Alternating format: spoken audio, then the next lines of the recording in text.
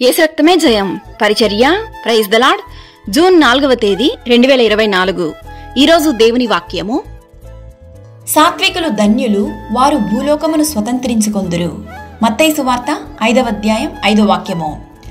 క్రీస్తునందు ప్రియులారా, విశ్వాసుల జీవితంలో ఎన్నో కష్టాలు, బాధలు, నిందలు, అవమానాలు రావడం సహజం. అయినను వాటిని సహించగలగాలి.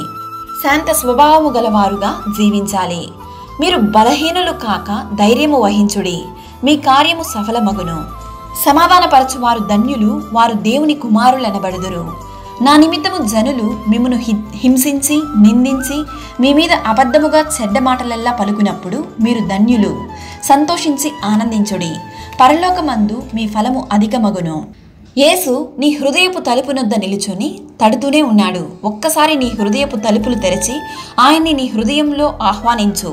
చీకటితో నిండిన నీ జీవితాన్ని ఆయన వెలుగుమయంగా మార్చగలడు. కావున ఏదియో నీకెంత మాత్రమును హాని చెయ్యదు.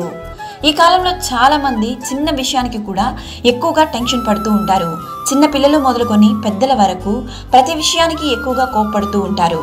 అలా కాకుండా దేవుని బిడ్డలముగా మనము చిరునవ్వుతో ప్రతి విషయాన్ని తేలిగ్గా తీసుకోవాలి. దేవునిపై ఆధారపడాలి. అందుకే వాక్యం సెలవిస్తుంది, సాత్వికులు ధన్యులు, వారు భూమిని స్వతంత్రించుకొందురు అని.